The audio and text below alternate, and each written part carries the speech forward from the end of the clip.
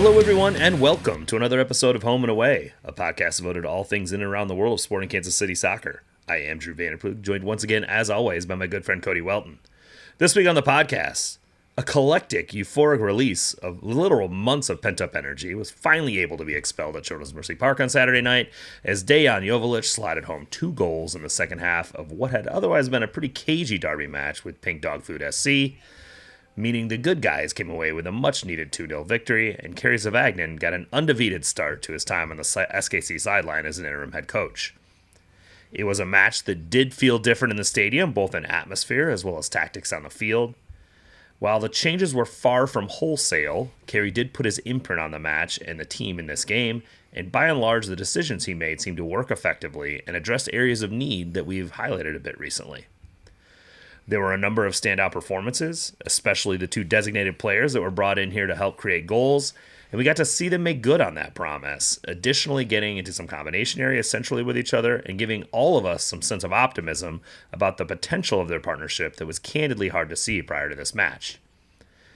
We will get into all of that and more this week, as well as discuss Tim Melia's retirement, some more big moves in MLS, and what we thought of the U.S. Women's National Team performance in 2 friendlies against Brazil this week before doing a preview of this Sunday's brunch match against the Portland Timbers.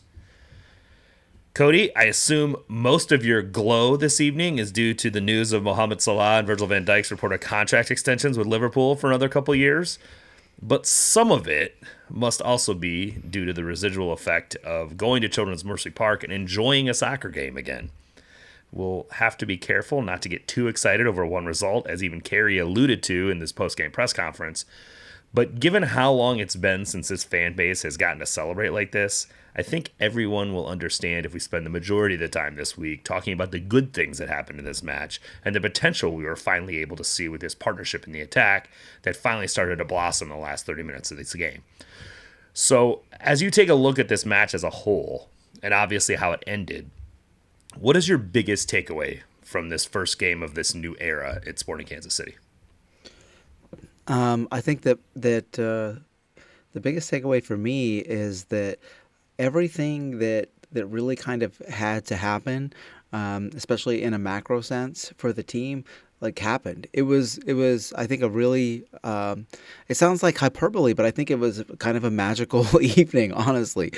Playing against St. Louis, and the designated players showed up and they did what designated players should do, and that was great. And John Polskamp had a monster game, and I think that we can get into it later, but I think that you know, Zavagnin's coaching had a lot to do with that.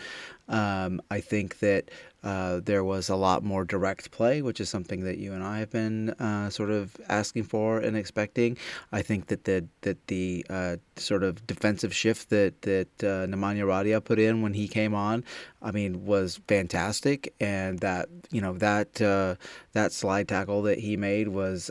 I mean, that alone was like that's almost like scoring a third goal. You know, I mean, it was really fantastic, and so the vibes were great, the tifo was great, the mood was great, and they won, and it was just.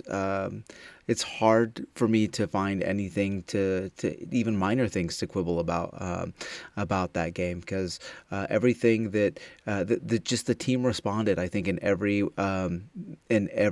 way you could imagine that you would want them to respond. I was just so impressed by it all. Yeah, I think as I listen to you like list off those things and kind of what we saw in this game, I'm reminded of some of the quotes from the post game and just, you know, how this team was sort of galvanized together and playing for each other. And we are not going to use this podcast this week or any other week to shit on Peter Vermees. You heard us talk about him last week. This guy is a legend, build a statue for him, do all the things. So I'm not going to use this as a means to sort of denigrate what was happening with him in charge. But we can at least sort of listen to what the team was saying this week about what really was sort of driving them forward. I think there was quite a bit of conversation in the Discord after the match about this, that it seemed like maybe, you know, when such an influential leader leaves the room, it does leave space for other people to bring their leadership traits forward. And it appears that that has happened inside this locker room, just externally and just from what we're hearing from the team. But you also saw it on the field. You talk about the slide tackle that Radoja made to save a breakaway, and I can tally 20 more of those types of circumstances where a player steps forward, maybe doesn't get the tackle, but his teammate is behind him helping. Yeah. And I think that something we have discussed that has plagued this team a lot this year and in the last couple years is that we didn't see, mistakes were compounded. When something bad happened, it dominoed into more bad things. In this match, bad thing happens, teammates pick each other up, they make big plays to help each other out. And the commentary that we heard after the match at halftime, when it was 0-0 to go in at halftime, it's like, we're not fucking losing this game. Mm-hmm. That was the mindset of the team. There's something to be said for what that does to your play on the field, how you react to situations. And we saw that in this match. And so, to your point, there is a lot of positive to take away because it felt like a derby, and it felt like the team in blue was determined to ensure that they got a result in this derby, and they were going to lay down everything they had in order to ensure that. And that is something that we probably would say had been not as prevalent in recent history for this club.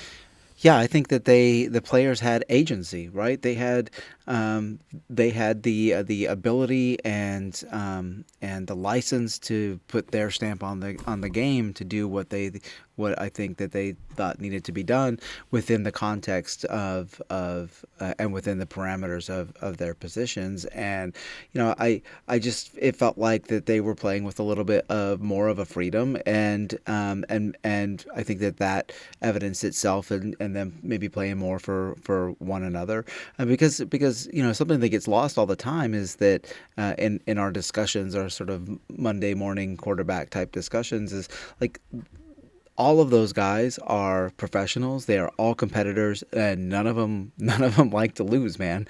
They don't. You cannot be a professional athlete at this level and have a sort of laissez-faire attitude about competing and losing. And so it was really great to see them step up, and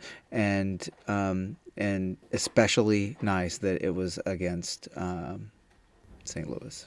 Mm-hmm. I mean that is probably the release that everyone really enjoyed about this. I haven't heard a cheer that loud in that stadium probably since 2023 at the end of the season. The goal that Joveljic scores in the 71st minute, just that pent up release. That's sort of what I was talking about in the intro, is that everybody needed that so bad. Not just the players, not just the staff, but all the fans in the stadium. Everybody needed that. And doing it against that opponent just creates that level of just emotional release that had been sort of pent up for some time. And you could see how much it meant to the players. You could see how much it meant to everyone in there. But it, candidly, it was a derby. Like, this wasn't the most attractive soccer match. No. For large portions of it. But that's what these matches are like. Like, Liverpool's running away with the Premier League. I'm not going to tell you that I'm not going to jinx them or anything like that, but they are by far and away the leaders of the Premier League, and Everton are by far and away not. But those matches with Everton are always cagey. They're always crazy. They're always tight. And that is what derby matches are like. And that was what this was like. Now, granted, it's not like St. Louis is playing that great right now. Let me tell you, honestly, they look like trash. And, they look like garbage. They looked like a very poorly constructed and poorly coached team. I cannot fathom what they're doing with this roster. Like, it's a borderline like malpractice what Olaf Melberg is doing with this team right now.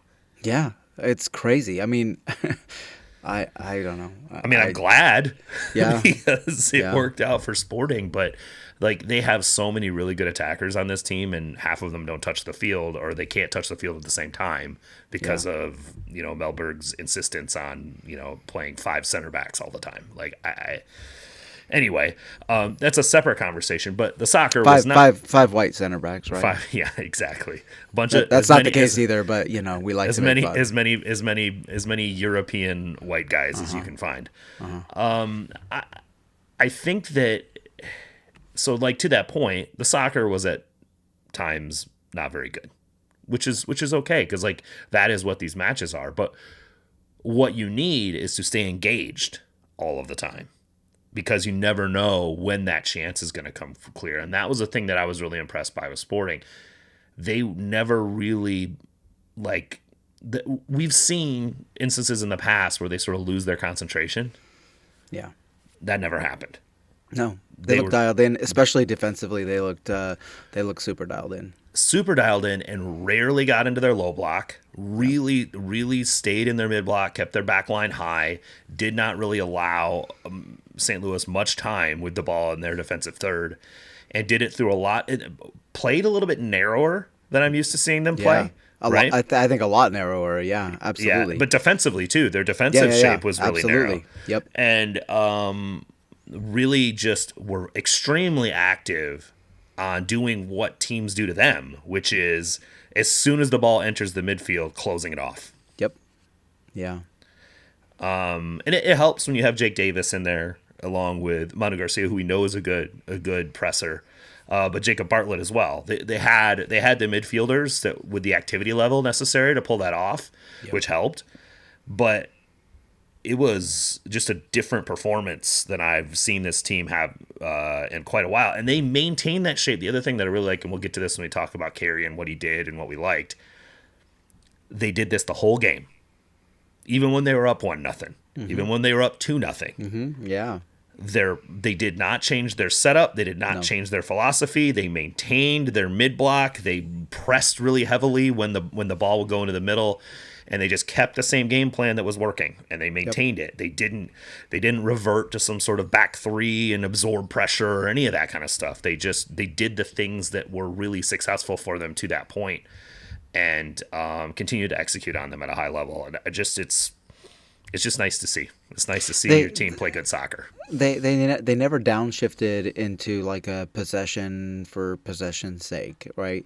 Which is something that we've seen a lot in the past, and their possession sequences. I don't think they were terrible at all, and even at the end of the game, I think that they were still looking to score, and that's kind of what you got to do. It was like 90+3, and they're still trying to score a third goal. And that was, but that also meant the ball was in St. Louis's defensive half the whole time, which is the best way to defend. Just keep the ball away from your fucking goal. Like that is the best way to defend at all times. The other thing was they seemed to really like be consistently trying to avoid using wide progression as a tactical technique. Yeah. It's not like to say that they never used the width, but it was more, we've collapsed you into the middle, and then we're going to play someone into width because they're in wide open space by themselves. Yep. It wasn't, we're going to use these wide vertical channels as a means to progress the ball forward. There was a lot more interest in progressing the ball centrally. And it took a while because St. Louis has so many defenders on the field. It does take a second to pull them out of their shape, but they were consistent with it. They kept doing it. They kept prodding, and eventually they got the breakthrough. And that's the thing is like once you get the breakthrough, St. Louis has to try at that point if they want a result out of the game, and that provides you a little bit more space and a little bit more transition opportunity, which is sort of how they got that second goal. I think the insistence on staying in the middle third, whether it was in defensively in the mid block or even in their possession sequences, I think that you're exactly right. As the game wore on, they were able to draw St. Louis out and then able to find some luck. Maybe playing a little bit more vertical and maybe playing wide in order to attack, not in order to progress the ball. And then the attacks were right down the center, like the successful attacks. And Joveljic had a handful of touches in the penalty box, and they were directly in front of goal. They were dangerous touches, and that's the key. They were dangerous touches, and they were touches with him facing goal too, which is important, right? He has been getting touches, as was mentioned on the Discord. He has been getting touches in the box, but the touches he's been getting previous to this game were a lot of back to goal touches and trying to combine with midfielders and and the wingers, and in this game he was given the ball with facing goal, oftentimes on the move towards goal, which I think plays to his strengths, and it was great. I mean, it's really amazing to see the position, the average positions of the team, and then if you look at sort of the heat maps, it's not really what we've come to expect, right? With the umbrella of despair, like it wasn't really a lot of that going on. It was a lot of possession in the middle of the field, and then using that to draw St. Louis out and attack. Yeah, Daniel Sperry's got a really good article in the Star today talking about some of the philosophies that Kerry had for the game, and his post-game commentary, and even pre-game, his press conference on Friday, just some of his thoughts about what he was looking to do, and the conversation around crossing. We've had this conversation a couple times this year. Obviously, against LAFC, it was like 40-something crosses. Like they've had a problem where, because they've been so reliant on wide progression, they get down to the end and then they don't have any other way of getting the ball into the box, so just hopeful cross. Right. And Kerry very clearly said that was not something that he was interested in the team doing. Like he said, I think he described the crosses that he wanted to see as intentional. Mm-hmm. Right? You're trying to accomplish something with them, as opposed to hoping to get a shot off because you lobbed it in there. And I think that sort of leads, his phrasing in there sort of leads more towards the mindset that you and I have, which is things you see modern teams do now, which is the early cross, right, while the back line is retreating, to create even more chaos as they're retreating and trying to clear. Like, those are the kinds of plays that you can typically get a lot more activity out of, because the player you're crossing to is generally in space, right? Yep. They're not in a clogged up sort of set defense. And we did see some of those in this game as well. Yeah. But yeah, 14 crosses, I think, in this match, which is much more in line with what you see when this team is successful in the past. Anything less than 20 is good, right? Right. I mean, yeah. that seems to be the magic number, all the way back to the talking touches days. That's the number. 100%. So the performance of the team was just a lot more intentional, and which is weird to say, because you would have expected previously, with a very sort of clear tactical idea and very programmatic philosophy towards things, that things would be intentional. But they were intentional to get to a certain area of the field. And then, as we had talked before, the things that the team had struggled with was having an intentional way to score a goal from that point. Mm-hmm. Right. And last Saturday night, they definitely seemed to have more intent for how they meant to get to a place where goals are scored. Well, I think that has to do with a couple of things. I think that goes back to the player agency, as I discussed earlier, and it also I think has a lot to do with the fact that that they are just It's a new day, right? It's a new way to look at things, and that's exciting, and that gets anybody sort of juiced and ready to up their level, and I think that you could totally tell that was the case. Yeah, the agency thing is interesting, because one thing I noticed on the rewatch was how much more positional rotation I saw. Mm-hmm. And yeah. It's not especially from the midfielders were rotating. The midfielders, as well as the fullbacks that would invert and then go high, and then the winger would drop back like that. Mm-hmm. That is stuff that is just, we haven't seen as much of.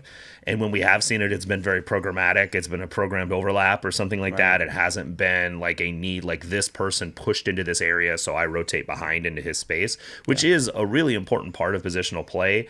that we haven't really seen as much. We've really just seen more of the like, here I want each player to be specifically in these places, as opposed to sort of the rotation that naturally happens.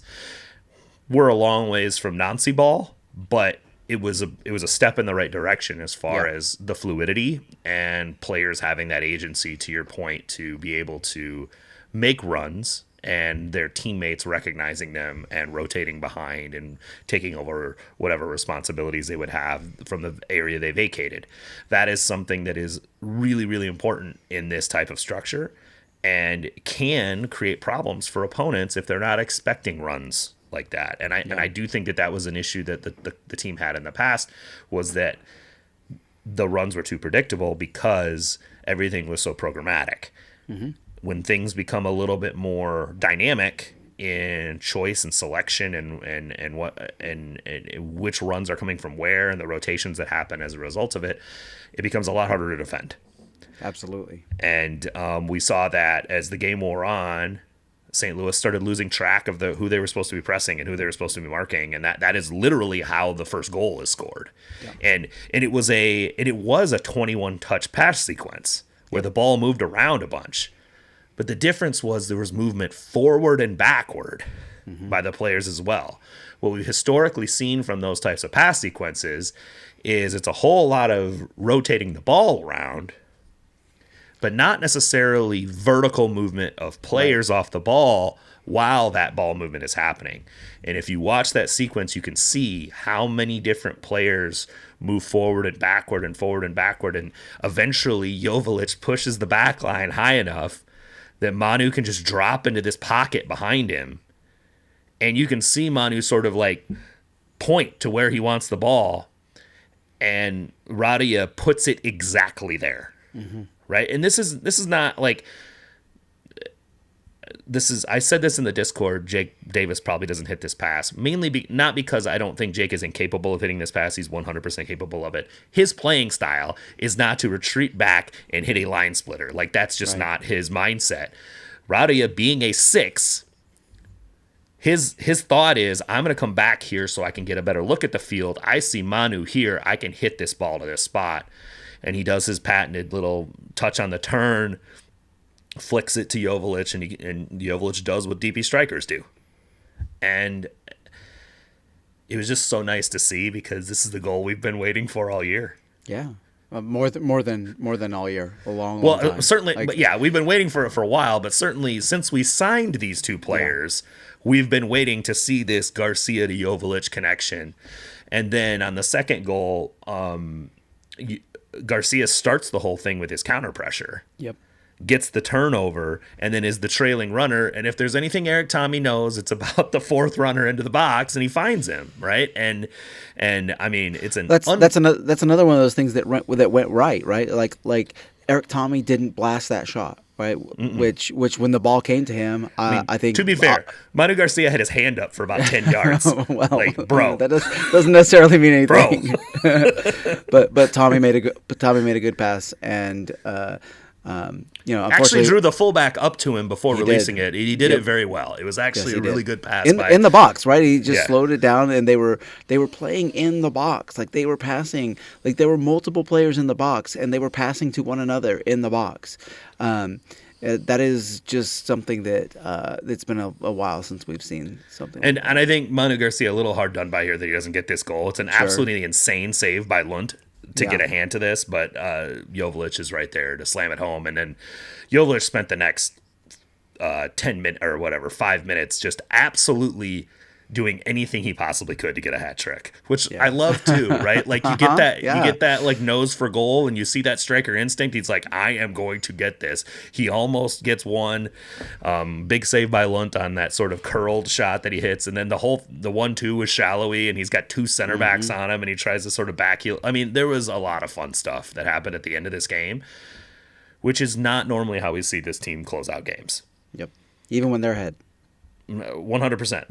Like I said, they don't close. When's the last time we've seen them try to close out a game? So it definitely was fun to see.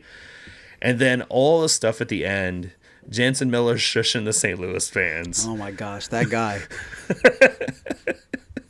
He endeared himself to everyone in that crowd. Yeah, like anyone not wearing power pink was extremely, extremely impressed with Jansen Bellar after that. And then Jake going up there, giving him the business too at the end. And I mean, listen, nothing makes me happier than seeing upset Joao Klaus. Like nothing. Nothing makes me happier. And he was big mad about that for both situations. And I literally could not give less of a shit about how upset Joao Klaus was about that situation, because that guy's a fucking dickhead. and he's not that good. He's not good at soccer.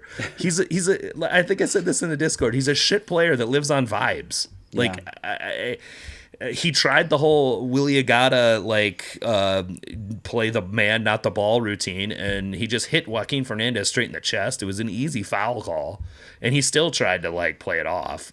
Anyway, I'm just everything that could possibly make you feel better about this team happened all kind of in one instant, and it was just really, really a nice situation. Well, and I think that especially early on in the game in the first half, I think that Klaus got the best of the sort of physical matchup, especially with Jacob Bartlett, and I think that Bartlett didn't back down and he didn't give up, and I think that as the evening wore on, you started to see Bartlett get more and more of the upper hand, and so it was a great game by him as well.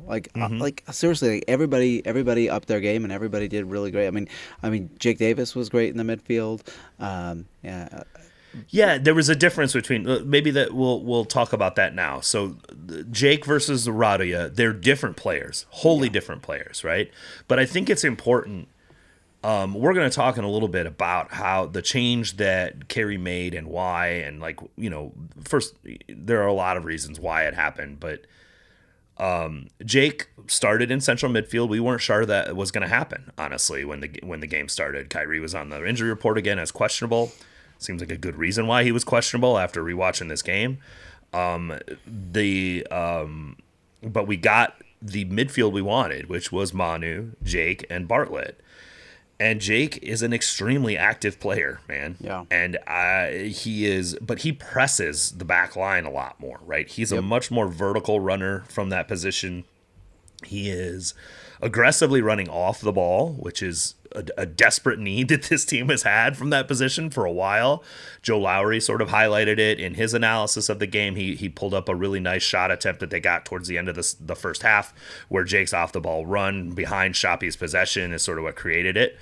And there were a number of circumstances in the first, however long it was before Radia came on, 60 minutes or so, where he was active in that way. And I think that it is nice to see some options based on game state and opponent and what you need to be able to attack the opponent effectively. And sometimes things are going to work well for you, and sometimes they're not. And sometimes you need to change your mindset a little bit to be able to put the opponent off balance a little bit. And that was kind of what we saw when Radia came in, who was much less aggressive, as far as his off-the-ball runs towards the top of the box. He was very aggressive with his pressure, which I liked. I don't know that I've ever seen that guy run that hard to press in my life. So that was a really good thing to see. His activity level he's capable of it. It was just, we hadn't seen it as much before. But he's going to sit a little bit deeper, and he's going to allow Manu to sort of patrol the central space up there on his own. And he's going to look for spaces to pass into and whatnot. And that's kind of how the goal gets created. He also continued his good form of winning duels and making hard tackles, and if coming on as a 60-minute sub is what it takes to get that performance out of him, then I say you keep doing it, because that's what the team needs in the midfield, is somebody like that. And if you move Jake Davis out of that position, you have to have somebody who can get stuck in a little bit and who's not afraid to take those challenges. And so I mean, I think him next to Bartlett too is and I don't want to call it a double pivot because Radia was definitely higher than a double pivot 8 would be, but there was still kind of a difference in mindset between those guys. They would sort of alternate which one went high, and you've got two ostensibly defensive midfielders in there at the same time, and they operate in the game a little bit differently, and they seem to have good rapport for whatever reason. When they were sort of alternating, they seem to understand each other pretty well. And I think, to your point, you can't run the same three guys in midfield out for 90 minutes every week. You can't. That's not a functional way to win soccer games. You have to have. It's not a way. Players. It's not a way to keep players healthy. No, but it's also not a way to see out games. Like, people are going to run out of gas. They're going to make mistakes. Like, bad shit's going to happen. So you need to have the ability to bring fresh legs into your midfield to help, first of all, potentially get a goal to win a game like we saw here, or additionally help close out a game. And having those fresh legs, they can make that tackle during that whole sequence where Rosero was not allowed to sub in. Like, all of that is stuff that you need a guy with fresh legs to pull off. Yep. And so just having that depth, which is something that has been a big concern in central midfield for this team, was welcome to see. Yeah, I totally agree. I mean, and that's it's one thing to have the depth, and it's another thing to have, a coach who's willing to use it in the way that Kerry used it. And I mean, I think you texted me something to the effect that he got all of his subs right, and you have to look at the situation and say that that's absolutely the case. I mean, he subbed in the right players into the right positions at the right times, and you could see the team respond. And I mean, that's, I mean, Radia gets the pass before the pass on the goal that puts him in front. Tommy doesn't get the assist, but should have an assist on the goal that puts him up 2-0. That is subs impacting the game. Never mind Radia's tackle to when they couldn't sub in Rosero. Like, there's all of this stuff. That tackle was like amazing. I don't even know what to say about that. I mean, that's Klaus tried to whine about it, and even he had like kind of a wry smile on his face, and he almost just looked frustrated. He was like, "Man, I can't believe that he got that from me." It was great. It was great. It was great. It was one of those tackles too, like when he had the ball, it was like, oh shit, right? Like, we're cooked, right? Because we were overextended and sort of out of shape, and it took an elite individual play to snuff out that fire. But you know what was great about that too, because of the fact that Radia came on in the 60th minute.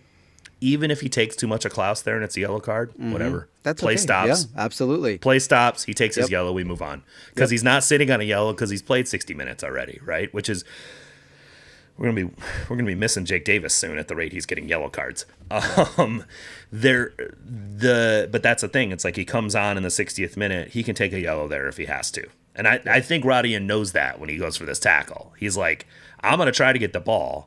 But if I don't get the ball, I'm definitely not letting this play happen. Yep. And that is something else that we have said that has been an issue for this team for a while, is just sort of the tactical fouling and the understanding of situations and not allowing things to get out of hand. So, yeah, it was great. It was great. And it was great to see sort of the dichotomy of the two players and how they play, and it sort of changing the balance of how Sporting attacked the opponent, and it changing the balance of how the opponent attempted to defend Sporting and creating spaces. And it's just, these are the kind of things that you and I nerd out about. And I got to be honest, like, when I saw Radia come on, I wasn't really sure. Like what? Yeah. We're going to do this, Radia at the 8 again? And he was fantastic. Like, absolutely fantastic. And it's subs as solutions, I mean, that's what we've talked about, and it was really great to. Well, but we're used to. We saw him do the Peter Vermees version of it, right? And the results weren't that great. Whereas what we saw in this circumstance was much more effective, and it was really nice to see, for sure. I understand why Jake had to move to right back. I mean, on the rewatch, Kyrie Shelton was struggling. Yeah. Like, he was definitely he showed up on the injury report as questionable. if you watch this game and just mark him during the whatever, 56 minutes to an hour that he's on the field, he's okay for the first like 20 minutes or so, and then it really starts to devolve. You can tell he's got no burst. He looks like Gio Reyna running out there most of the time, like never getting out of third gear. You know what I mean? Yeah. And given that one of Kyrie's, high level traits is his ability to recover defensively, and he wasn't able to really do that. He had no burst. And additionally, if he's going to be a fullback and get on the overlap, you want him accelerating and creating space for himself. And he just wasn't able to do that. I think he used his body pretty well against Pompeu quite a bit, but as far as like he gets absolutely worked by Conrad Vollum at least once. Yeah. And then, there's a play where he tries to follow Pompeu and just can't. So I think that I understand why he had to come off the field. And it looked like I was a little surprised given that, like, watching it now, again, I'm still surprised that Kerry didn't sub him at halftime. But it also, he was trying to do something, which we'll get to when we get to tactical corner, with the setup, and wanted to see how that worked out first. So the youths had another good game. Jacob Bartlett, Jansen Miller. I think Matt Doyle mentioned this in his review of the week. Or maybe he was talking about specifically what Sporting needs. I think he did an article on like what every club needs. And he's like, if Jacob Bartlett and Jansen Miller can be this young core, all of a sudden things get a lot easier for Sporting to try and figure out where to plug people in at. Right? Yep.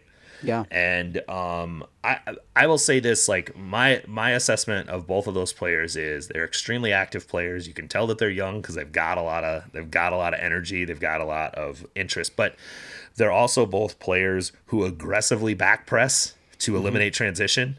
Yep. Which is something we used to see this team do a lot, and they've sort of not been that good at it lately. And so it's nice to see that behavior come back.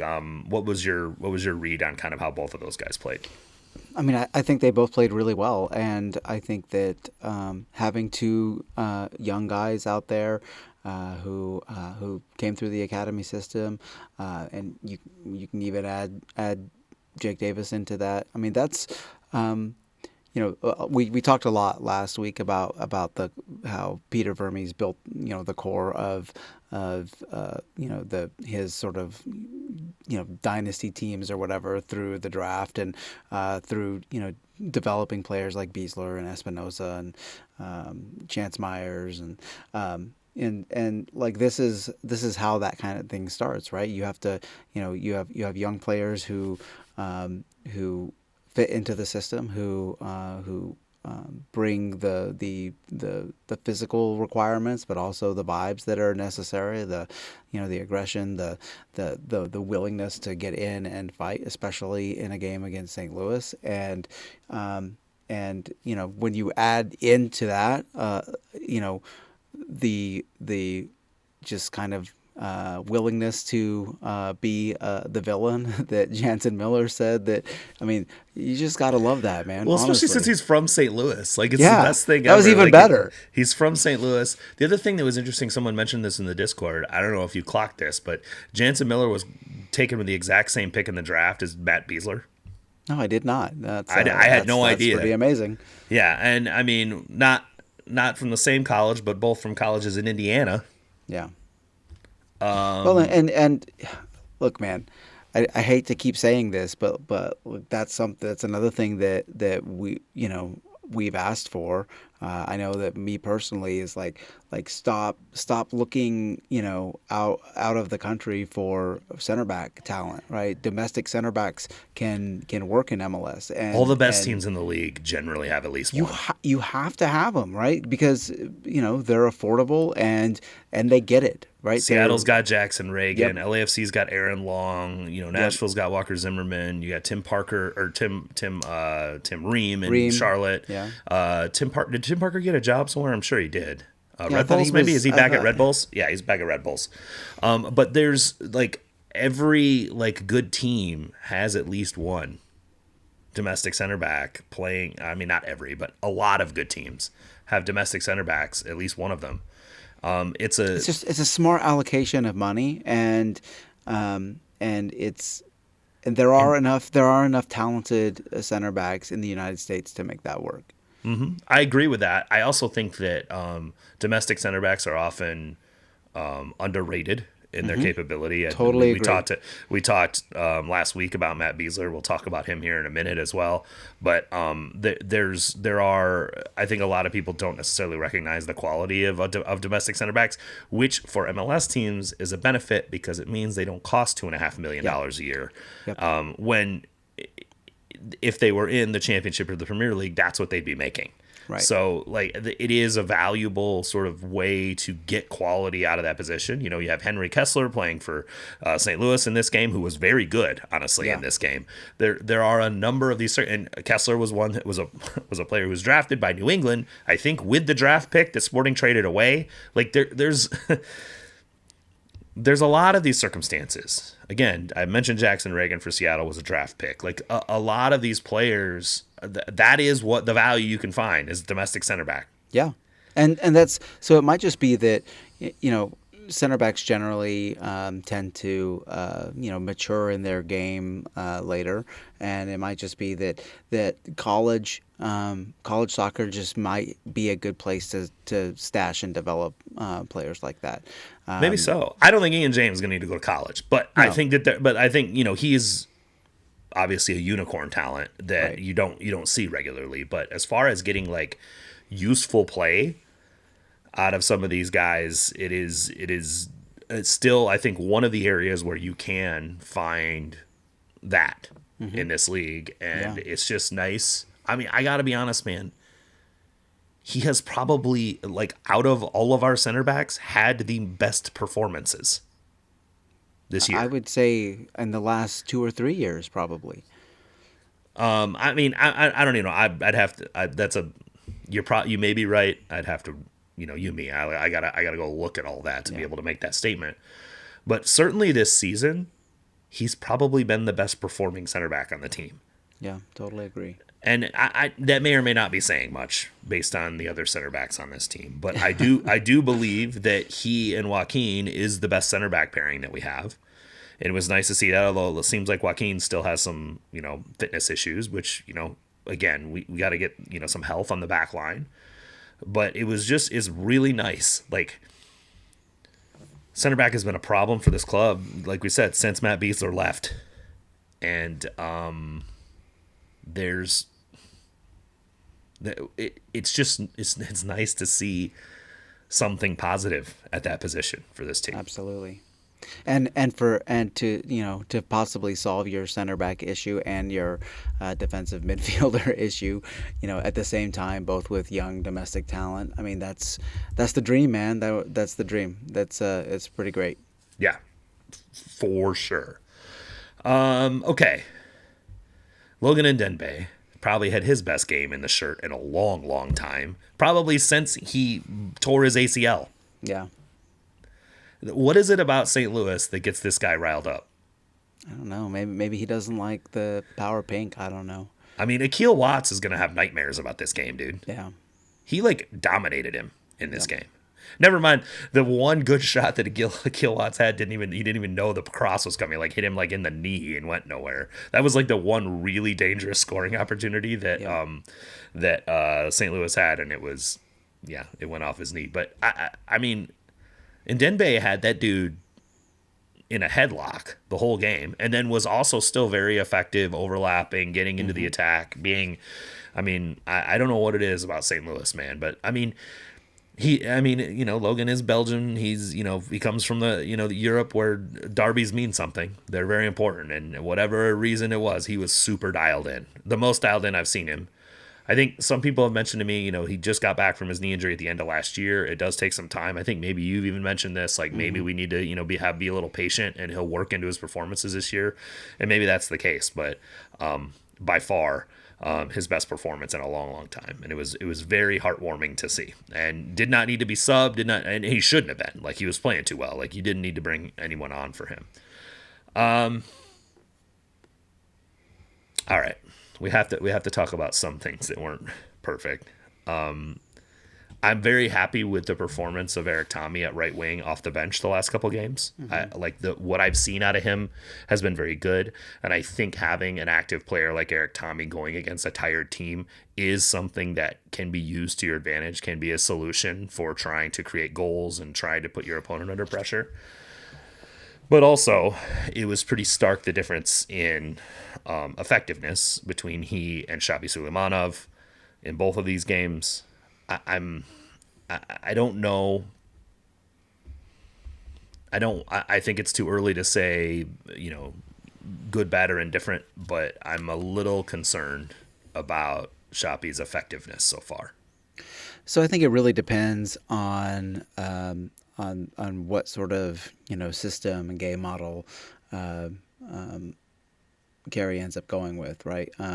So if it's the Vermes style with the center forward on an island, and you need creation, and you need chance creation, assists and shots on goal created by wingers. I think that Shapi is a really poor fit for that because he doesn't do a lot of that, and he's much more of a scoring winger than a creative winger. He's not showing, like, he doesn't consistently beat players off the dribble, and you kind of need to do that. Like, he's often dribbling into packs. I've noticed, like, that. I think that's part of the problem. I think I texted you, and he's giving me Chinese vibes a little bit in that regard, where he's like dribbling into traffic.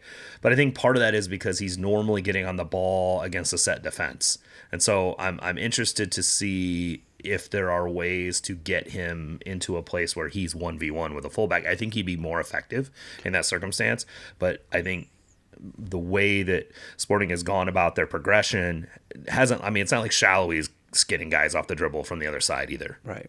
So he's just kind of he presents an interesting conundrum, right? Because he's not super creative. His dribbling numbers aren't anywhere near what he's in like the 7th percentile or something of dribbles completed, and that's really poor for a winger. But he's also one of the he's in 99th percentile for progressive receptions, right? Like he does have value. He is in the over the 90th percentile in his touches in the box. So he is able to receive and progress the ball. He's able to have the ball in dangerous positions, and it's just a matter of what happens next. And I think it remains to be seen how well he can adjust and up the creative part of his game. I think that defensively he's okay. His defensive numbers are okay. I do think that he gets ran over a little bit too much for me. He loses physical duels. And I think that that's been part of the problem, that why he has struggled sometimes. I don't when he has matched up against fullbacks, I think that they've pretty easily been able to muscle him off the ball, and so that's an element of his game that I think needs to improve.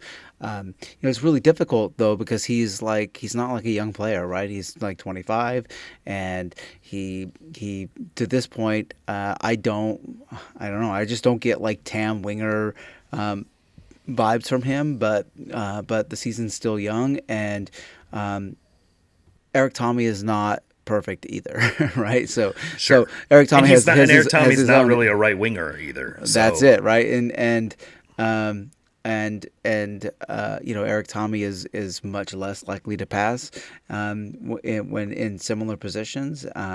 He's less likely to be a wide option because he likes to come inside.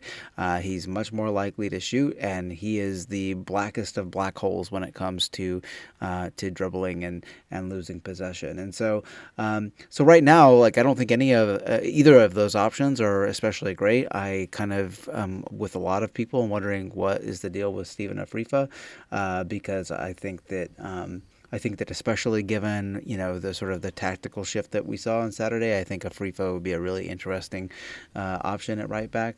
But who knows? Right wing, not right back. Right wing. Yes. Yeah, correct. We don't need a Frifo at right back.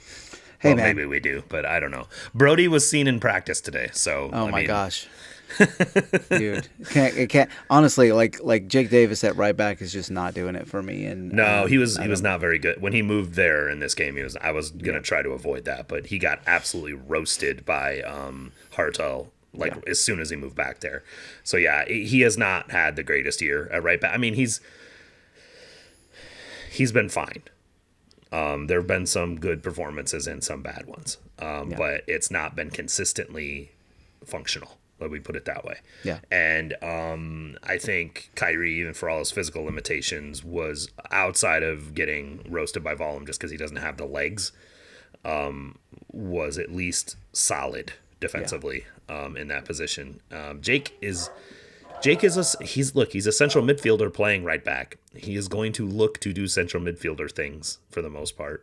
I think Austin had mentioned on the Discord, made a comment about putting Eric Tommy at right back, and I'm like, no, that guy wants to live in and around the 18-yard box of the opponent. That is where he is going to go, and that is where he's going to reside. I mean, it would be hilarious, honestly. It would be that. I would pay money to watch that, honestly. It would really be entertaining. You would pay money to watch the opponent's left winger just stand in wide open space for the entire game? I'm a big... I believe in Jansen Miller, so yeah. I do too. Go. Yeah, Jansen is actually... And Jake will rotate over there from right mid. But anyway, I think that... I think your point about Afrifa is correct. I think that we should at least be seeing him some. I don't understand why we've seen him play none at all. I don't know what's happened in training or what's going on. I mean, he's been at the games. He's been on the bench for a lot of them. He was in the same training photos today as Andrew Brody. So, he's there. I mean, it could be Mason Toy too. I mean, Mason Toy hasn't had a lot of playing time so far, and we have seen him out on the wing. So I just think he subbed into the end of a game and played some right wing. Was it against L.A.? I think it was against L.A. Maybe.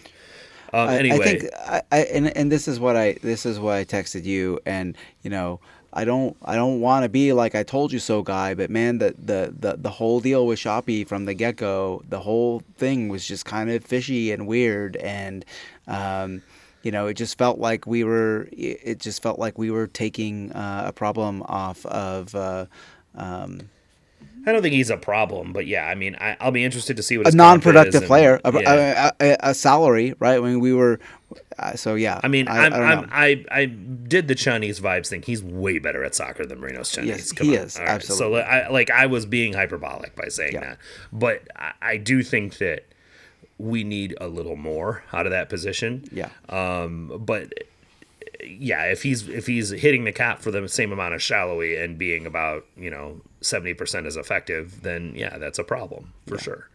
I won't debate that. Let's move on to tactical corner. So I know you've been holding on to some of this stuff, and we've referred to it a couple times. Kerry Zavagnin made some changes in this game. We've talked about some of them a little bit already, just kind of the difference in mindset and philosophy.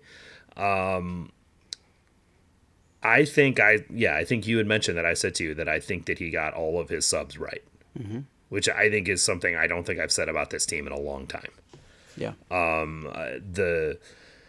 The decision to bring on Radaya when he did, now some of that was predicated on the fact that Shelton just could not go 90 minutes and was probably due to come off at halftime in any other circumstance, but he tried some stuff that we'll get to here in a second.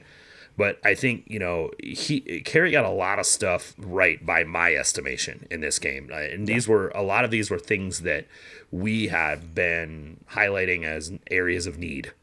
And the lineup was probably the best 11 that this club has right now. The proactivity and the sort of decisive nature that he went about making substitutions as solutions. We've talked about the difference in Radia in the central midfield and how it allowed Manu Garcia to start operating in that central space between St. Louis's back line and their midfield line, which was really important to how they created the goal. Brought in Eric Tommy to actually close out a game, which is just not something we have seen from this club. Typically, closing out a game means a defensive sub. Brought in Eric Tommy and used him as a means to create problems for St. Louis as they were trying to tie the game, and then it ends up creating a goal. This was a big one for me. Trusting Jacob Bartlett to play 90 minutes on a yellow card.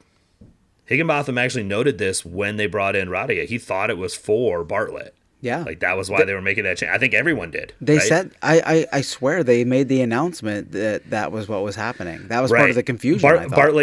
Bartlett came to we'll get to that here in a second. And one of the things that didn't go well, Bartlett came to the sideline thinking he was getting subbed off. Yeah. And it wasn't. That was not the decision that he had made. So like taking a 19-year-old kid and saying, hey, look, you're on a yellow card. He got really close to getting another one.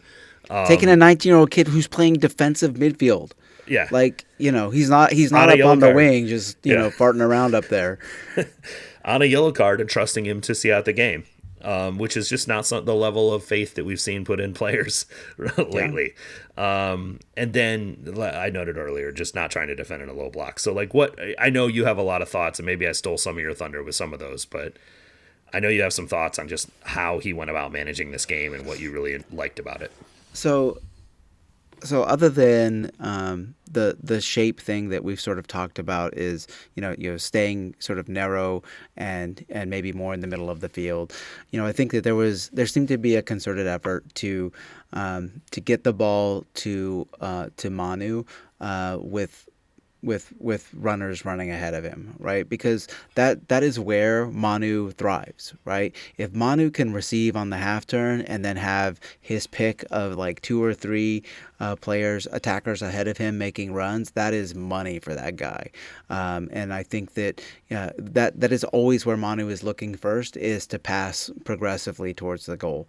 And so it seemed like even before the second half, right, it seemed like that there was a more of a concerted effort to get Manu in those type of positions. And to starting maybe a little bit deeper in starting your sort of direct attack progression a little bit deeper in the midfield means that Manu has that space. That's the way I interpreted it anyway. I think that that really, honestly, something that we haven't mentioned, that I haven't heard mentioned a lot, that I think Kerry got really, really right was his handling of John Pulskamp, because I think that the previous coach preferred to have a goalkeeper maybe playing with his feet, building out from the back. That is not John Pulskamp's game. It's probably never going to be his game. John Pulskamp can kick the absolute shit out of a ball, though, and I think that Kerry was making sure that was used to good effect, right? To either to get the ball into like just from a goal kick, right? You can get the ball almost into the attacking third, just by virtue of Pulskamp's leg. This is a nuanced thing. I'm just going to interrupt you real quick. I don't want to steal too much of your thunder here, but there's an important part about this. It was obviously like he told Pulskamp to kick it long, and the team was expecting him to kick it long. Yes, 100%. Because they've been shitty at winning second balls all year. They were prepared to win second balls in this game. That was a huge difference from what we've seen before. Yeah. So and it just really seemed like you said, like a well coached, concerted effort. This is what we're going to do. We're going to play. John, we're going to play to your strengths. I want you to kick the ball up, and we're going to win the second balls, and we're going to start our attacking progressions further up the field and not try and build from the back all the time. And I think that was great. I think that playing to Pulskamp's strengths from the outset, I think gave Pulskamp a lot of confidence. That I mean, he just seemed to be a much more confident player from the outset. Best game in the shirt. I mean, just like. Yeah.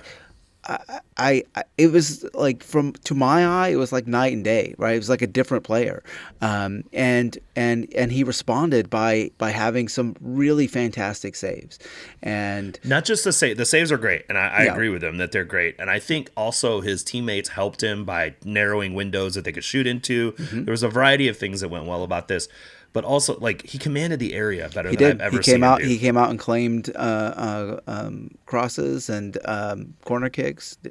And came off his line at the right time Yep. to take away breakaways. Like there was Yep. just, it's rare that we've seen him be this on the whole game. I don't think we've ever seen him be this on the whole game. Totally agree. And it was by far his best game in the shirt. And I'm sorry that I don't know how I missed putting that in the rundown. It was something I did want to highlight. So I'm glad that you brought it up. Yeah, and I think that that just to go back to sort of my original point, like you could just feel that that he had agency, right? Like he was being coached to play his game and to fit and his game fit into the overall game plan, and he wasn't playing against his predilections. He was his predilections were being used in service of an overall game plan, and when you trust players like that and you make them an integral part, and not try and like shoehorn them into the thing that you want to have happen, I think that like this is what you see, right? This is the response you get someone who is confident, who feels enabled to be the best version of themselves, and for a goalkeeper, for a young goalkeeper, a player who is in Pool's camp position, it like it might only take one game. No kidding. Like this might be the start of something really amazing, because so much about that position has to do with confidence and being able to remove yourself from distractions and being able to have a short memory, and so. I was just like super impressed. I know that I've talked a long time about Pulse Camp, but that was one of the huge things that stood out to me right away on Saturday, and I think that it's one thing to reward your player or to give your player that amount of confidence and freedom to be their own selves. It's another thing to get the return from that, and like you said, Pulscamp's demeanor, his command of the box, and the saves he made were fantastic. I mean, they were the save he made on the breakaway where he trapped the ball. I mean, that's a Tim Melia save. That's a really great, really great save. Yeah, it is. It's also a really good form save, because when you go to one side, you're taught to send your legs out the other direction and make yourself as big as possible. And that paid off, because that's where the shot went. It went behind him and into his legs, and he was able to trap it. All the statistics would tell you, you don't even need the statistics. If you watch this game and you've been watching Pulse Camp play at all, it was by far his best game in the shirt. And you could see that confidence in him. I saw him after the game. You could see the confidence in him. And was he glowing? He was. I mean, that's an attractive man to begin with. Like, he's a good looking dude. But yeah, he had the vibes for sure, and you could tell that he was excited about the performance, just the team in general, but also his own performance. Yeah. What we did have a couple things that didn't go quite to plan. Danny Rosero not being able to sub in because for what sounds like maybe an incorrectly filled out sub card, or something was not consistent on it or whatever. And then because of that, Joaquin Fernandez didn't come off in time, so they broke the slow sub rule, so Rosero had to sit on the sideline. I will say they had one of their better attacking sequences during this period where they're playing with 10. And then obviously the Raudia slide tackle happens during this time frame as well, which was a huge part of maintaining the lead. But additionally, their counter pressure during this sequence was elite. This is the thing that I was talking about earlier, where when things go bad, they tend to snowball. Yeah. This team played for each other super hard during this time frame. They recognized that they were playing with 10. They understood it. They did everything they could to keep the ball in St. Louis's defensive half for as long as humanly possible. And I mean, it is also why the Klaus gets on this breakaway, because there was really aggressive counter pressure trying to get a tackle, and St. Louis finally broke it. But then Radia makes the tackle, and like we said before, if he doesn't get the ball, he's getting Klaus, and the attack ends.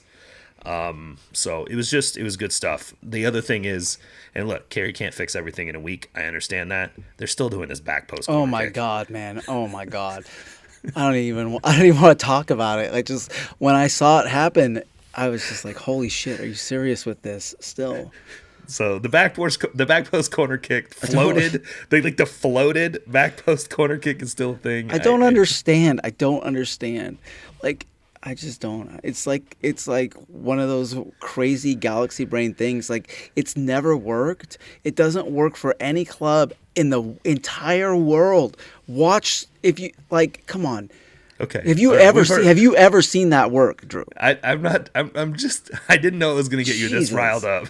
No, but it's so annoying because it's such a small thing and so easily fixed, and that makes it even more annoying, more frustrating and annoying. Yeah, I'm glad that I can laugh about this right now. Right. Yeah.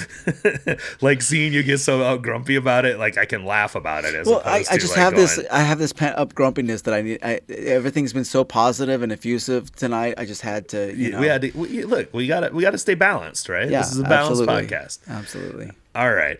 Let's move on to potpourri. Just like your favorite Jeopardy category, we got a few topics in and around the sporting Kansas City MLS soccer sphere. First thing, halftime, Timmy Melia gets his retirement ceremony. Just after we released the podcast last week is when he did his official retirement announcement. He did an interview with Thad Bell that's on the Shades of Blue KC Soccer Journal's podcast feed. So if you want to listen to that, I would suggest go check that out. There's some good stuff in there. It's a good 20 minutes or so. But he did highlight the fact in that interview that this was a decision they had made back in December, that he wasn't going to go back to playing soccer. It was just something that he wasn't really. Tim's not one of those people that makes stuff about him. So like, I think he was sort of maybe uncomfortable with like doing an official announcement or any of the things related to it. But I am very glad that he retires as a Sporting Kansas City player. Yeah. Let's start the 5-year clock. We got another sporting legend coming in we're going to talk about in a minute, but this is definitely another guy whose name is well deserving to be on that wall when his time comes. But I don't know. Did you stay out there at halftime to see Timmy's retirement ceremony or no? Yeah, I did. And his stadium lap was fantastic. His kids were adorable, and they led the charge all the way around the stadium. And he's just a classy guy, and definitely a sporting legend. He was a really, really great goalkeeper for a decade. And an all around good dude, like a really nice dude, and you can see when he's there with his family, like how much his family means to him, and why leaving Kansas City was not something that made a whole lot of sense family-wise for one season or something like that. So it's good to see him finish out his career in Kansas City. Nothing will endear a person to Kansas City more than saying how much they love Kansas City, that they want to live, and it's their home. Right? Absolutely, yeah. and it's just it's always wonderful when players are so complimentary about our city. 100%. I've actually got to talk to him and his wife the end of last year. And, he and his wife are both from the New York area, right? Long Island area. Mm-hmm. And so it's not like a situation like it is with Kerry Zavagnin where he met his wife here. And, of course, he's staying here because his whole family and everything is from here. Like, Tim and his wife met in New York, ended up here because of his soccer career, and then have just really, 100% made a home here. And they really enjoy living here. And they still go back to New York for holidays and things like that. But you can tell that they really enjoy living in Kansas City, and they don't really have any interest in moving or anything like that. So, and this is neither the first nor the last time that this is going to happen with a Sporting KC player. Yep, absolutely.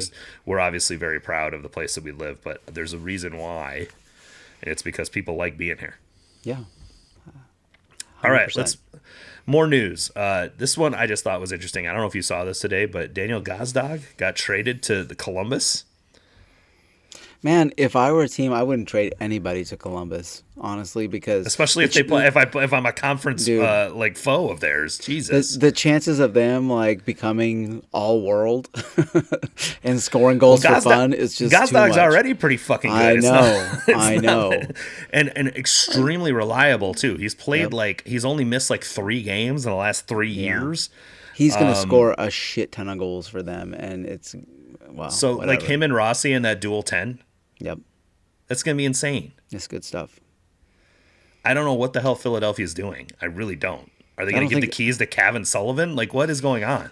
I'm not sure they know. I mean, Gutzdog's probably too old for them. They just want to feel the club, a team full of like 19-year-olds who just run the hell. Yeah. I mean, the word is Gazdag did want a contract extension. He's 29, so he did want a contract extension.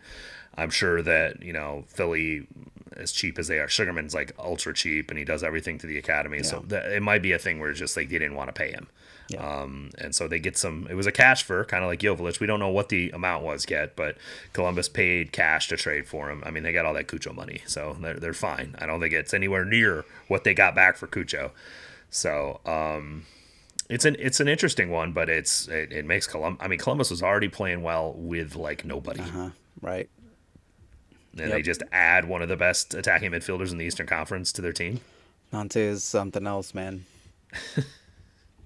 It's cool to see a team that, it just seems like the front office and the coach are just in lockstep with the things that they do. And Even when Bezbachenko left, Yeah. they still had the structure, and it still seems to be working. I mean, obviously Isatal was a lieutenant of Bezbachenko, but still they're like still in lockstep, still really well organized. Corey Ray thought he was going to get an opportunity for that job, doesn't get it, moves to like this VP role in Montreal.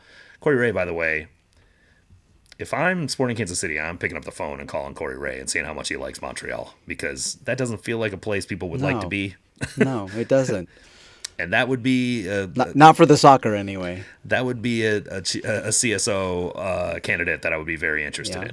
But still, like they reloaded and they maintain their structure and their philosophy, and like this is what you aspire to if you're Sporting Kansas City with this rebuild, right? Like having this type of structure in place. Obviously, Wilfred Nancy is a fantastic coach, and we all agree that. But it's more like the holistic approach towards how they're doing it is something that I would really love to see Sporting try to emulate, and they have an opportunity to. There's so much. They need a coach. They need a chief soccer officer. They probably need even more front office staff than they have hired already. Like they have the ability to really do something like that. Yep, I'm hopeful absolutely. that is the mindset they have as they look at this. U.S. Women's National Team had 2 friendlies against Brazil. I did not see much of the first one, as it happened right as I was heading to the stadium for the same. Sporting Kansas City match. The second one, we did get to see Claire Hutton and Lily Johannes play on the field together. Unfortunately, it was not in a double pivot. Johannes was positioned more as a 10, and we got Corbin Albert next to Hutton. Fan Hey. favorite, Corbin Yeah. Albert. Yeah, for a variety of reasons. But her soccer play is one of them that people are not really high on her.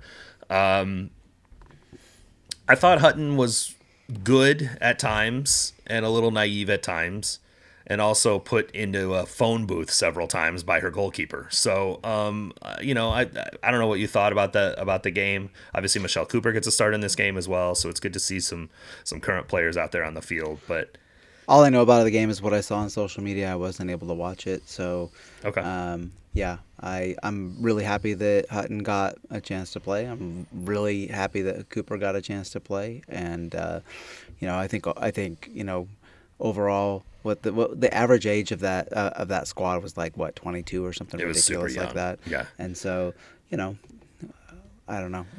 The front line right? was Alyssa Thompson, Katarina Macario, and Michelle Cooper, which is fun. crazy. Like it's Right. fun, and Lily Johannes playing at the 10, who is 17. Yeah. So yeah, like it was fun. But yeah, you're right. And even Corbin Albert is 22 or something like that. Like these are very young players out there. Alana Cook also got out on this game as well. So there were some current players that got some time.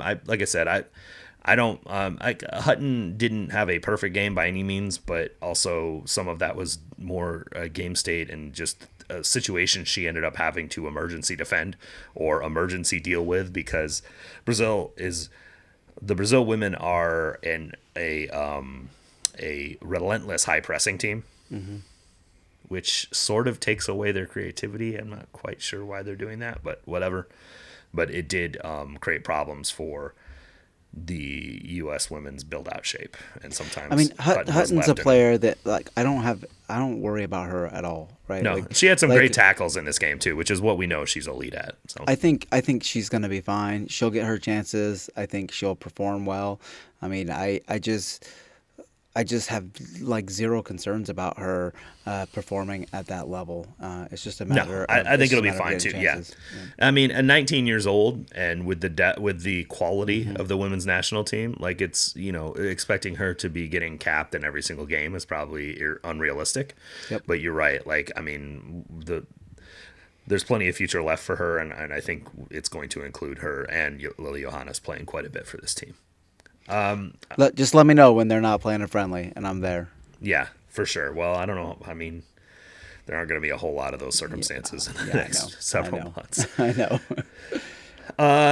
The other bombshell that dropped yesterday, or was it yesterday or the day before, was the news that Kevin De Bruyne's discovery rights now belong to Inter Miami. Any person who has followed this league for 10 years like just looks at that. I just laughed. I just giggled because it's the most MLS thing ever, right? And I know that maybe it's all above board or blah blah blah whatever, but it's just so typical and hilarious, and I'm not even mad about it, honestly. I don't even care. Well, the thing that's ridiculous about it is that Miami has no way to sign him. Well, they do. They won't pay him squat. But I mean, okay. They don't have. Yeah. Yes. Yes. He could technically sign a 6-month contract for $743,000. Yeah. He could do that. But if they sign him to another contract after that for $15 million, there's going to be problems in that circumstance. I think we're all going like way too far down this path right here. Look, I think because it's Miami and because it's De Bruyne, all of a sudden this gets a ton of like intrigue and like, oh, is Miami going to bring De Bruyne to this team too? And it just becomes this engagement like spin cycle that everyone gets sucked into. Okay. This could be just a simple situation where we know Jorge Mas wants to continue to reload this team with superstars that he can market, right? And he is willing to pay for them. Busquets, Messi, Alba, all out of contract. Suarez, all 4 of those guys are out of contract at the end of this year. Whether they come back or not, who knows? But they're all of their contracts end at the end of this year. It would be when San Diego decided that they were no longer trying to pursue De Bruyne because he wanted $12 to $15 million a year to do it. They released his discovery rights. Miami, being who they are, can pick up the phone and call De Bruyne's agent, and De Bruyne's agent will be like, hell yeah. If you can pay this, I'll be interested in that. And that's all they need to do to be able to get his discovery rights back there. Yep. So they've probably got a list of 5 players that are super high level, like, getting towards the end of their whatever, that they would be interested in signing in the post-Messi era. That doesn't necessarily mean that they even knew that De Bruyne would be out of contract this summer. Like all this stuff happened all in kind of like this really crazy circumstance where Manchester City, let it be known that De Bruyne would not be coming back, and then and then he's interested in MLS, but Saudi's offering stuff, and who's got his discovery rights, which are the dumbest thing on earth, but the discovery rights are what they are. And so it just snowballed into this like big story. I want to be really clear about this. All Paul Tenorio has reported, and it's been confirmed by Tom Bogert as well as Lizzie Bescherano, that Miami has his discovery rights. Yeah. There's been no offer of a contract. Then there's no discussion about a contract. There's been nothing. It is merely that they have his discovery rights. The most likely scenario of how this ends is if Kevin De Bruyne comes to MLS, someone's going to be willing to pay him $12 to $15 million a year, and that team will pay some gam to Miami to get his discovery rights. that is the most likely scenario here. If this weird shit starts happening, that's a reason to get wound up and crazy and like, oh, well, MLS is doing all this, blah, blah, blah, blah. We don't need to do that right now because literally no one is reporting that anything like that is even close to happening. I for one, I would love to see him play in Miami with Messi. I think that would be just awesome, honestly. But I think that LAFC still has a DP slot open. They've been holding for Griezmann for like years, it seems like, and it sounds like Atletico wants him to play through the World Cup. Right. So if I were LAFC, that's a number I'd be dialing up for sure. All I know is that if Miami somehow pulls off signing Kevin De Bruyne to that team, they're going to have to hook Yannick Bright up to oxygen at halftime for all the running he's going to have to do because no one else will be running in the front half of that damn formation. Like, goodness gracious. Okay. Anyway, last thing. Probably the most predictable choice of sporting legend this year is the man who finally became eligible to become a sporting legend this year, and that is our guy Matt Besler. And I say most predictable because if you did not vote for this guy, what are you doing? Like, seriously, what are you doing? Yeah. Like, he first ballot sporting legend should not even be a question. And I'm excited that, what is it, June 28th? I think they're doing his ceremony. So, I mean, this is a no question shoe-in.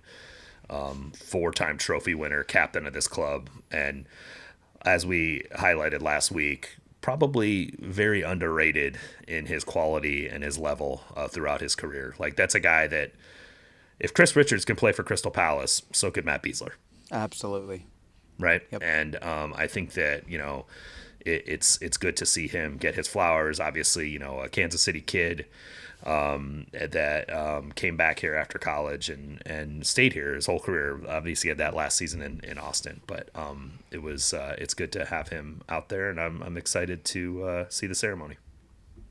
Yeah, and both of my kids were able to meet him. He was always just really gracious and nice, and he's just like everything you want, like your hometown hero, soccer player to be, honestly. So kudos to him. Super interactive guy. Like, he's fun to talk to for sure. Yeah. And like you said, gracious with his time and very interactive, and it's good to see. Yep. Okay. Portland Timbers come to town this Sunday. 1:15 kickoff, I think I said was a time. It was kind of a weird time. Is that because it's Fox Sports again? I don't know. I feel like this game is always like a brunch or early game. I mean, Brisket Bob will be in attendance. I've seen Adam posting on social media trying to get scarves and whatnot. So hopefully we get some goals and throw some brisket around. But yeah, for whatever reason, this Portland game is always in the middle of the day on a Sunday.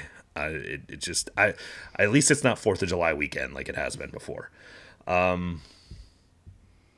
It's still going to be, in the 80s. So it is going to be warm as hell. Like, we cannot get away from a Portland. Yeah. It's like it's going to be the hottest day of the year. The last game I was freezing my ass off, and it's going from like winter coat to shorts. Crazy. Shorts and a dry fit shirt, right? Like, not just a t-shirt. Yeah. So Portland, they were a travesty defensively last year. Started the season kind of in that manner this year, but most of that was because Juan David Mosquera was injured. They didn't have him. So Phil Neville was doing this weird 3-4-3 with Anthony playing right wing back. So that is no longer a thing since Mosquera has come back, and they're kind of back in their back four. They've been a much better defensive team, but they haven't had the best chance creation. Even with their new number 10, who is not the same 10 as Evander at all, in David Da Costa, he's more like a Manu type player, honestly. He's even more like a Gadi Kinda or type player, right? He's much more of a sort of active runner and whatnot, but not really a final pass kind of guy. And I've looked a lot at sort of how they play, and they're playing fairly wide. So they've got this double pivot, and they're running sort of a 4-2-3-1 and this double pivot with sometimes Chara and Ayala, and they have this they're taking David DaCosta as sort of the 10, but he's really playing a lot more on the left with Anthony, and they're kind of in that like left-sided overload. And then they have Felipe Mora playing center forward, and he's kind of farther over paired off to the right with Santi Moreno, and that's kind of how they're like creating chances is via wide overloads. So it is something to keep an eye on, because if Kyrie Shelton has still got fitness problems, or if Jake Davis is having to play right back, those overloads with Anthony and DaCosta will probably be a problem for Sporting. But that is kind of my area of concern as I look at it. Like I said, they call it a 4-2-3-1, but it plays more like a 4-2-2-2 kind of thing. Yeah. Or a 4-2-4 almost. Mm-hmm. And yeah, I don't know. I mean, they're doing okay this year. They've had some really good results recently. So, yeah, I don't know what to expect. Again, it's just like all year. I mean, there's not a whole lot to really be able to predict this early in the MLS season, as well as the fact that Sporting just got their first win all year. So and it's a new coach, and maybe there's going to be even more new things that we haven't seen after another week in practice. Yeah, Portland is one of those teams that I have not had the chance to watch yet. Although I have seen a lot more teams play this year than I had last year, that's for sure, and I'm grateful for that. Given the schedule shifts that Apple TV went ahead and did, but just looking at the profile of DaCosta before the season started, like I was pretty I don't know, I was pretty suspicious of whether or not he would be an additive player in MLS, and he seems to be playing well, but. I don't know. I mean, like, Portland's just a weird team for me. Like, I don't. I think that I'm not crazy about Phil Neville as a coach. I'm not ever sure what his teams do well. I like when he was coaching Miami. Like, they didn't do anything. Like that jumped off of the page that they were good at. And I know this team scored a lot of goals last year, but. Like you said, they don't really seem to be doing that so much this year. So I don't know, man. It's gonna be we'll all learn together, I guess, while we're watching. Well, I mean, they scored a lot of goals last year when they had Evander and Jonathan Rodriguez. Yeah, that makes a big difference, doesn't it? And they have no Jonathan Rodriguez right now, and Evander is in Cincinnati. Yeah. So it's a completely different team than then. Now, one of their major issues last year was defending. It appears that has improved, at least in the most recent games. We'll have to see, if that. Like I'm like you. It's not like I've been out there pounding tape of the Portland Timbers. It's just not a team that I've spent a ton of time on either, other than just sort of preparing for this podcast. So I think that they appear to be performing reasonably well, and their last few games have been a significant improvement over the first couple when they did not have Mosquera and they were playing in that 3-4-3 and just kind of generally struggling. But they only have 2 games this season where they've cleared 0.7 xG, and that but not 2. They were 2 of the last 3. So it's perhaps they're rounding into form. One of them was against the Houston Dynamo, who are ass. So the other was a big overperformance against Colorado. So I think maybe that's fool's gold. I don't know, but it is. We'll have to see. They're certainly capable, right? Anthony is definitely capable of being an extremely dangerous winger. He has shown that this year. His performances have been very good. But maybe he starts to table off as well. He's basically doubled his XG output as far as goals. So, maybe that starts to regress. Players go through waves of performance. Well, yeah, And he's facing John Pulskamp now, man. He better watch out. well, and hopefully a much more fit Kyrie Shelton. Yeah. TBD on that front. I do think if Shelton's healthy enough to go and you have Shelton and Davis on that side, they can certainly defend effectively against those two players. And that appears to be where Portland is trying to progress the ball for the most part. So we'll have to see if they can shut that down. I don't know. Like I said, we're coming off of the first game with the first new coach this team has had in 16 years. And there's a whole lot of unknowns about how they might come out and perform in this one. But I certainly think that we have at least greater reasons for optimism than we had last week, that there will be some continued change and improvement over what we had seen to this point. I mean, I think that Portland seems like a team that's definitely beatable.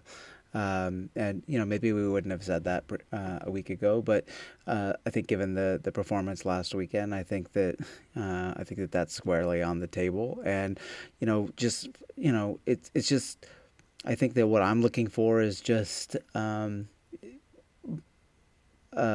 patterns, right? Things that are carried over from game to game, so that we can start to really kind of nail down what Kerry is bringing to the table, and how successful those things are. For me, like every game this season is going to be, looking at the kids and how they play, and hopefully they keep improving. Even though we know that they're, development is not necessarily in a straight line. If we can see, progress from week to week, that's really what I'm looking for. So, yeah, I agree, and I think that we need to be realistic as well. While it was great to see the performances we saw against St. Louis, there was a whole lot emotionally going on that probably was enabled some of the mental concentration levels and whatnot that we saw in that game, the way that the team played for each other. Can they maintain that level of intensity for ongoing matches? And like you said, with the number of players with limited amounts of experience getting significant minutes and significant responsibility put on them, are they able to maintain that level of consistency? History tells us probably not. There's going to be some ups and downs, and we need to be ready for those kinds of things. And perhaps that catches the team out next week. Perhaps it doesn't.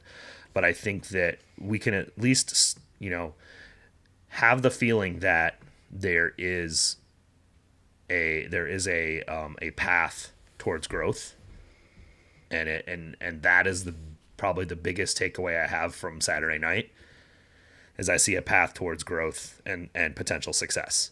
Yeah, absolutely. And I had been struggling to see that up until this point. And so that is something to look forward to, and hopefully we continue to see that progress on Sunday afternoon. Plus, there's player meet and greet afterwards, right? There is the player meet and greet. If you're an STM, you should probably got an email from your rep about it. So if you want to do that and get some stuff signed and talk to players, make sure you sign up for that. And until then, and until next week, I'm Drew. He's Cody. We will talk to you all then. Go Sporting.